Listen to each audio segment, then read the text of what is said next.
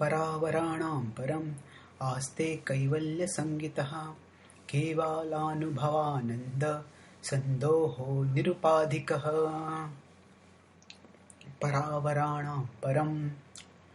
So this verse continues a description of the transcendental position of the Supreme Lord. And para avaraṇāṃ param. Para is those who are situated at a higher position. They can be liberated or they can be the demigods. Avara, those who are situated at lower position, those who are bound in material existence. Param, the Lord is superior to all of them. Paravaraṇāṃ param aste kaivalya sangitaha.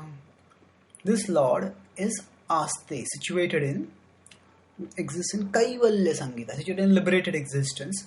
Kevalanubhavananda.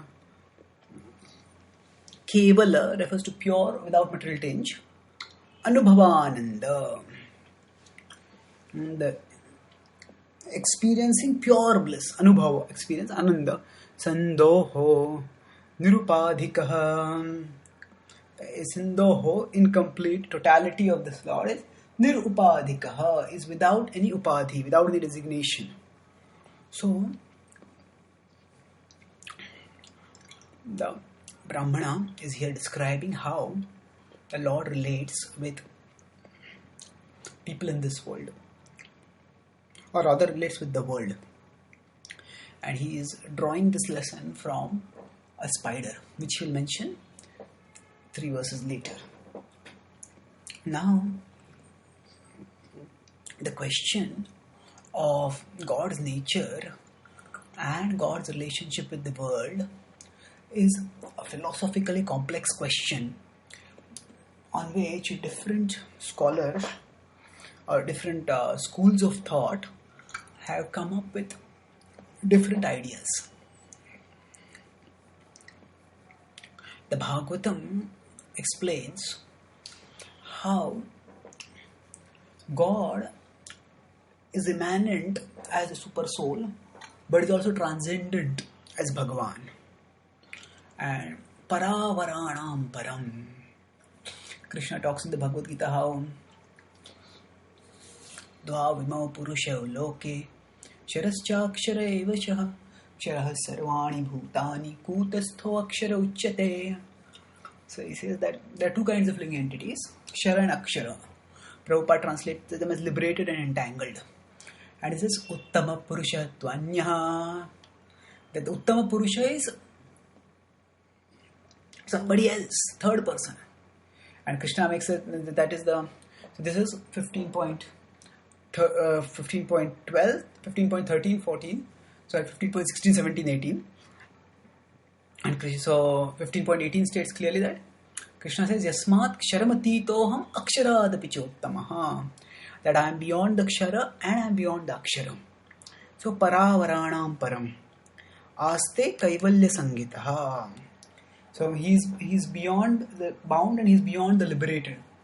Because even the liberated souls are finite. Whereas Krishna as a person is infinite. And aste kaivalya sangitaha. So he is param, he is transcendental to the condition and the liberated, which indicates that very clearly that on liberation we don't become God.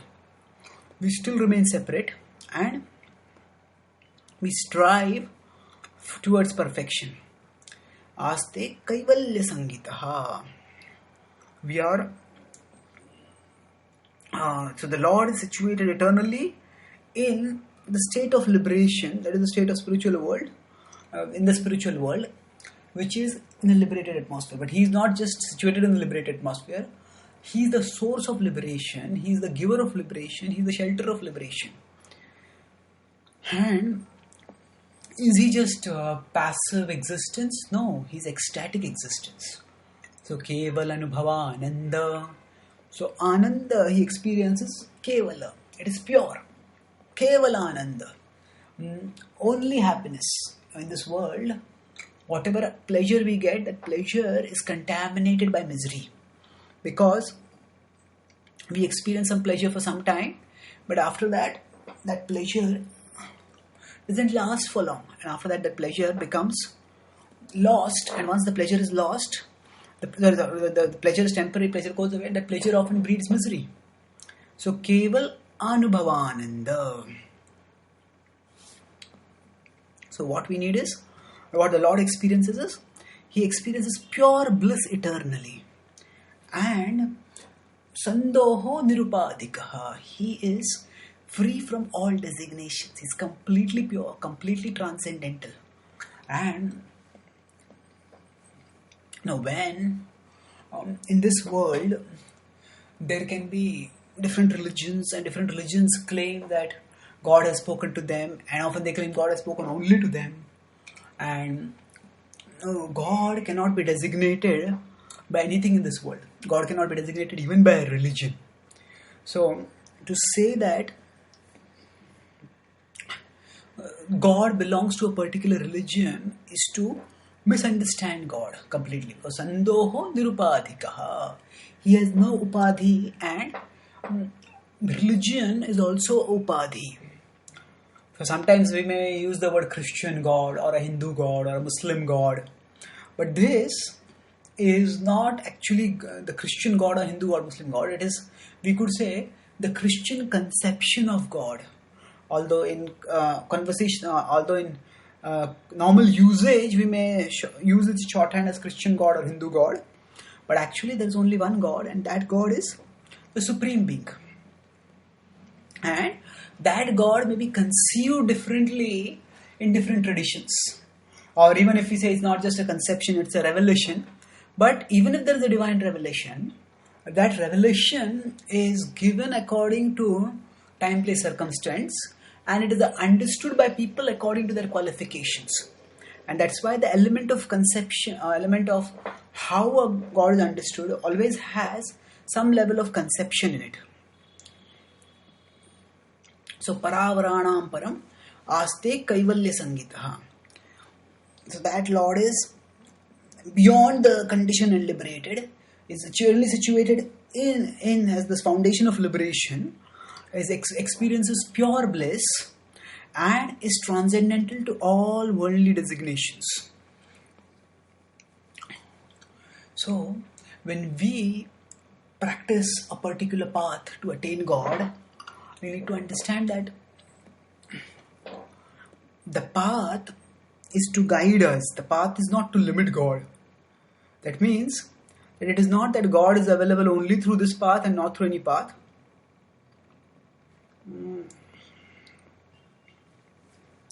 And that it is not that God is not there to that God is not available in any other tradition. Rather, Krishna says, Mama Vartamanu Vartante Manushya Partha Sarvasya. All people are on my path. Of course, he also balances that by saying, Yathama Prapadyante Tam Sathaiva Bhajamyaham. Whereas all people surrender unto me, I reward them accordingly. That means that actually Krishna is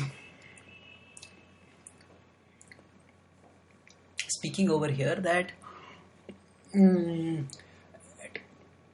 that one Supreme is revealed according to our eagerness to know Him.